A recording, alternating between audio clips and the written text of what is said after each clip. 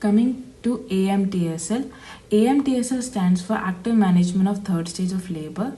So it is the best method to prevent PPH. And so how we do is, steps are: first is injection of uterotonic agents after delivery of the baby. Second is delayed cord clamping. Third is delivery of placenta by controlled contraction or modified Brand-Andrews method. Fourth is intermittent assessment of uterine tube, that is early uterine massage should be done.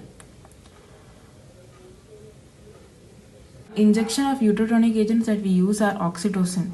So oxytocin, it is the uterotonic that is recommended by WHO as first line drug for AMTSL, and the dosage is 10 international units, and the route is IV infusion or IM.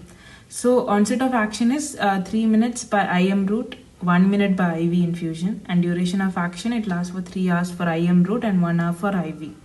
And we should remember that oxytocin is never given as IV bolus, as it can lead to hypotension or arrhythmia and cardiac arrest.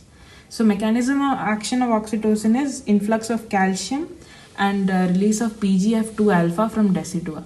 So T-half of oxytocin is 3 to 5 minutes, and oxytocin is synthesized by paraventricular nucleus of hypothalamus, which is and natural oxytocin is non-peptide. Contractions due to oxytocin are similar to physiological contractions. If oxytocin is not available, we can use methylergometrin or ergot derivatives. It leads to tetanic contractions in uterus, so it is not used for augmenting labor. It is phototoxic, and contraindications are after delivery of first twin, organic heart disease, preeclampsia, eclampsia, and RH incompatibility. The other drugs that we can use is Syntometrine, which is a fixed dose combination of oxytocin 5 units and methylergometrin 0.5 milligram. And other drugs are carbotocin, misoprost. Misoprost at a dose of 600 microgram orally we can give. It has dose dependent side effect. A patient can have fever with chills, and it is contraindicated in previous C-section patients. And we can also use carboprost and dinoprost, which are 15-methyl PGF2 alpha, and it is contraindicated in asthmatics. Now coming to delayed cord clamping. So delayed cord clamping means clamping of the cord at more than or equal to 1 minute.